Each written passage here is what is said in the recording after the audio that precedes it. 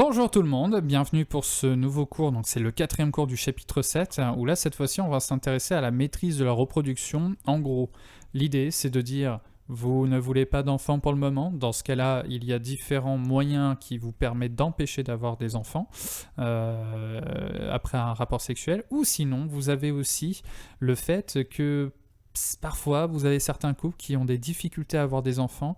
Donc, c'est essayer de comprendre pourquoi est-ce que ces couples-là peuvent avoir des difficultés pour avoir des enfants et quelles sont les techniques qui permettent d'y remédier.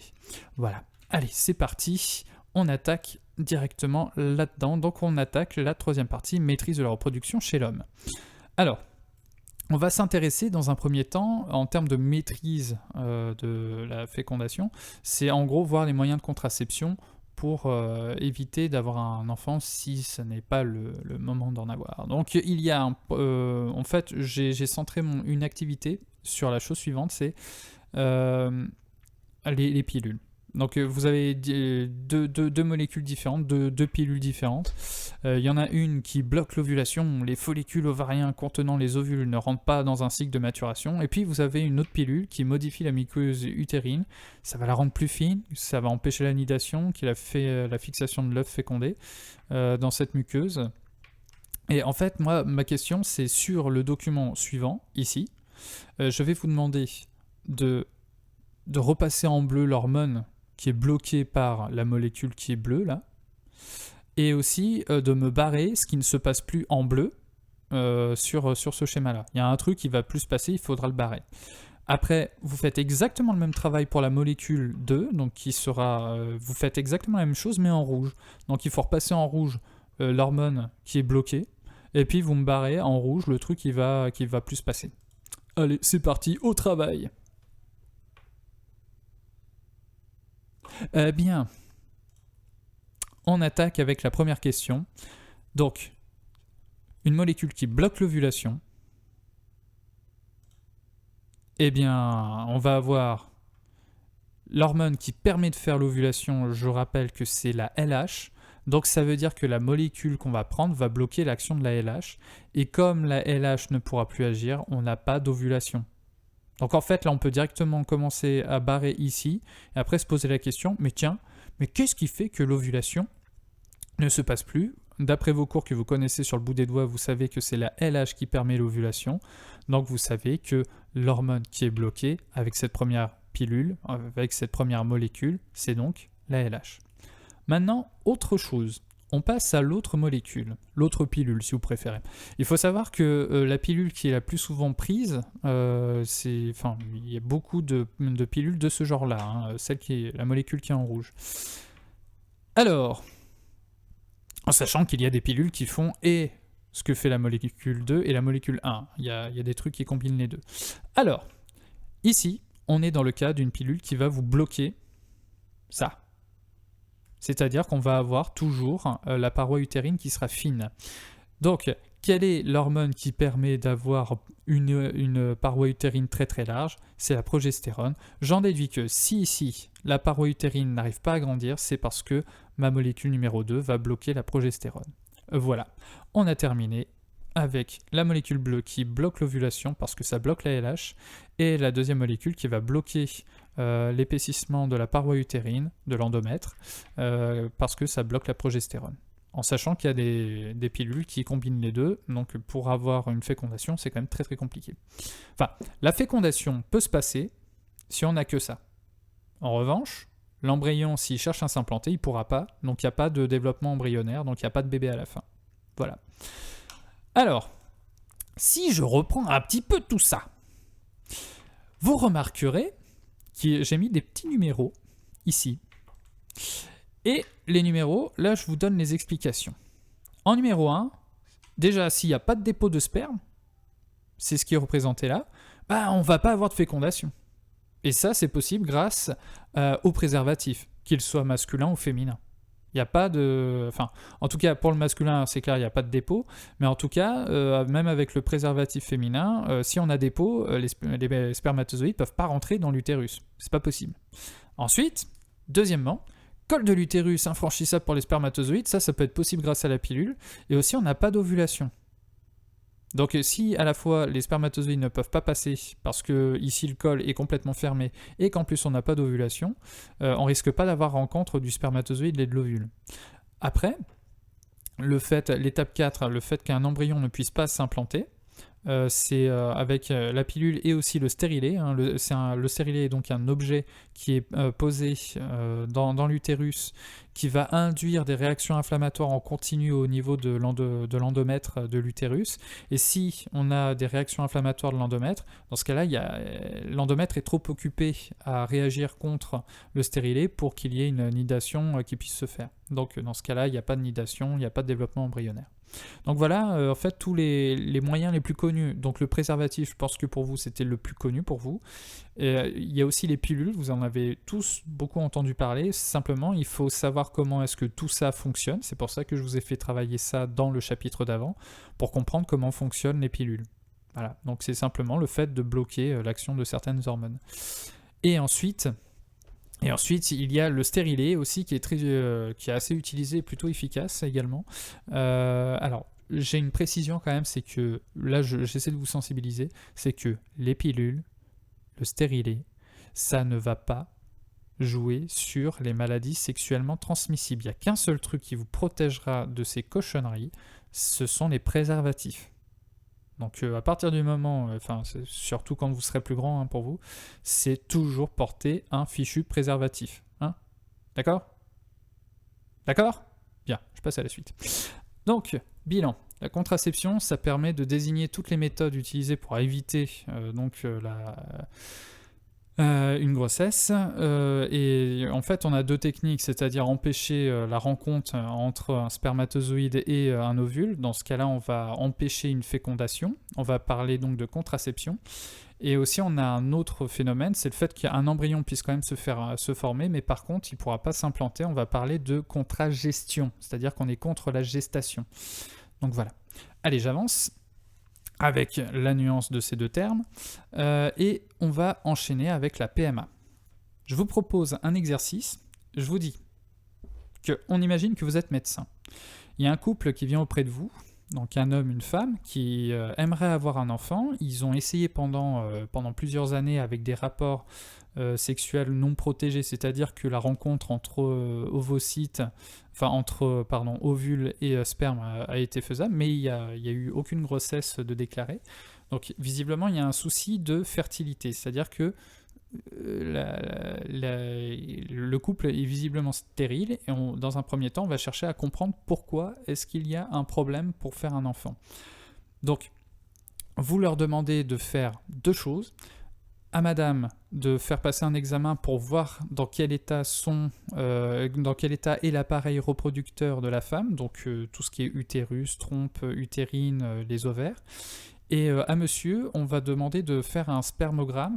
En gros, on va demander à monsieur de fournir un échantillon de sperme pour pouvoir analyser les spermatozoïdes, pour voir s'ils ont un problème, s'il y en a assez, s'ils sont suffisamment mobiles, s'ils sont formés correctement.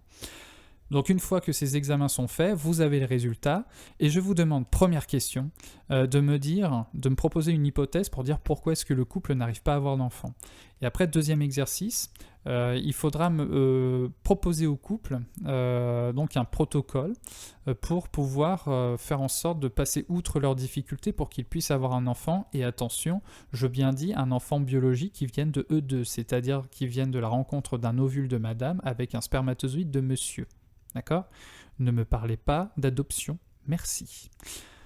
Alors, voilà le document. Vous avez une partie, donc le schéma qu'on reprend depuis le début, que j'ai pu modifier pour madame. Donc vous voyez l'état de l'appareil reproducteur de madame. Et ici, vous avez le résultat du spermogramme. Alors à chaque fois, sur la gauche, vous avez le résultat le score, si vous préférez, de monsieur. Et après, à droite, vous avez la norme qui est indiquée. C'est parti, à vous de jouer. Bien. Donc, pour commencer, quelle est l'hypothèse pour l'origine de la stérilité du couple ? Si on regarde chez monsieur, on voit que tous ces résultats sont supérieurs à la norme. Donc en gros, tout va bien.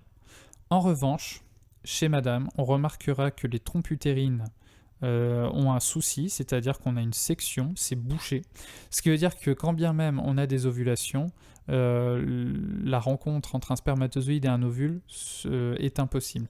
Donc on va avoir les ovules qui vont arriver là et puis ils vont pas pouvoir aller au-delà, ce qui fait qu'ils ne pourront jamais rencontrer un spermatozoïde qui aura été déposé dans le vagin de madame, qui sera passé par le col de l'utérus, qui aura beau remonter, il ne rencontrera jamais d'ovule, donc il n'y aura pas de fécondation.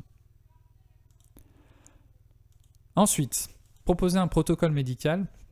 Là, alors, si vous n'y êtes pas arrivé, c'est pas grave. Là, de toute façon, je vous donne la correction. L'idée, en fait, est de faire ceci. Alors ça, c'est ce qu'on appelle une fivette, c'est-à-dire le fait de stimuler d'abord les ovaires pour ensuite récupérer des ovules. Donc on prend les ovules. Hein, c'est ce qu'on fait ici. Hein, il y a des injections pour madame pour que les ovaires soient stimulés. Après, on va récupérer des ovules. C'est ce qu'on appelle une ponction ovarienne. Et une fois qu'on a récupéré certains de ces ovocytes, on va à côté demander à monsieur de nous donner de faire une récolte de sa semence pour pouvoir mettre en présence les spermatozoïdes. Alors en gros, c'est soit on met les ovocytes et puis il y a les spermatozoïdes qui sont autour et qui vont faire leur fécondation, soit sinon on peut aussi forcer la fécondation en prenant un spermatozoïde et puis en le forçant à rentrer à l'intérieur d'un ovocyte. Donc c'est une technique qui permet, si jamais chez monsieur il y a quelques soucis ou si les ovules sont moins aptes à être fécondés, on peut forcer un peu cette fécondation. Une fois que cette fécondation est faite, on va avoir des embryons. Dans ces cas-là, on les met dans les meilleures conditions pour qu'ils puissent se développer. Il est possible qu'il y ait des pertes sur un certain nombre d'ovocytes récupérés et d'embryons récupérés. Et si l'embryon se développe correctement, on peut faire ce qu'on appelle un transfert, c'est-à-dire que dans une seringue avec un long cathéter, on va donc enfoncer le cathéter à l'intérieur de l'utérus de madame et on va injecter les embryons, soit un seul embryon, soit plusieurs embryons, à l'intérieur de l'utérus de madame pour qu'il y ait l'implantation. Si jamais tout est positif, donc il y a un test à faire à un certain temps donné pour vérifier s'il y a des hormones qui détectent la présence du développement d'un embryon, d'implantation d'un embryon. Et après, il y a tout un suivi qui se met en place pour voir si tout va bien pour madame. Donc voilà, c'est toute une technique en fait là qui va prendre en compte, étant donné que nous on est bloqué au niveau des trompes, on va être obligé de récupérer les ovocytes pour ensuite les féconder à part, pour faire cette rencontre-là qui ne se fait pas en temps normal, et après les réimplanter les embryons dans l'utérus. Si on avait fait une autre technique, cette autre technique, donc là on a différentes choses là qui peuvent ne pas marcher. Il y a une autre technique dont vous avez peut-être entendu parler, c'est si jamais c'est du côté du garçon que ça ne va pas, c'est-à-dire que les spermatozoïdes sont de mauvaise qualité, on peut faire ce qu'on appelle une insémination artificielle, où en fait on va prendre du sperme et on va l'injecter directement au niveau de l'utérus juste après une stimulation et donc après avoir provoqué une ovulation. Donc là les ovules vont naturellement dans les trompes utérines et puis là hop on injecte à ce moment-là les spermatozoïdes pour qu'ils fassent leur affaire et que la fécondation se fasse. Alors si je récapitule en termes de problèmes qui sont possibles, là, du côté du garçon, c'est un truc qui arrive de plus en plus souvent en plus. Un sperme de mauvaise qualité, densité trop faible, peu de mobilité des spermatozoïdes. On remarque depuis un certain temps que la qualité du sperme chez les hommes diminue depuis une cinquantaine d'années. Cela, visiblement, est fortement corrélé avec la qualité de l'environnement et notamment la qualité de l'eau des nappes phréatiques avec toutes les cochonneries qu'on met dans les champs ces derniers temps. Ensuite, vous avez les différents éléments qui peuvent se passer.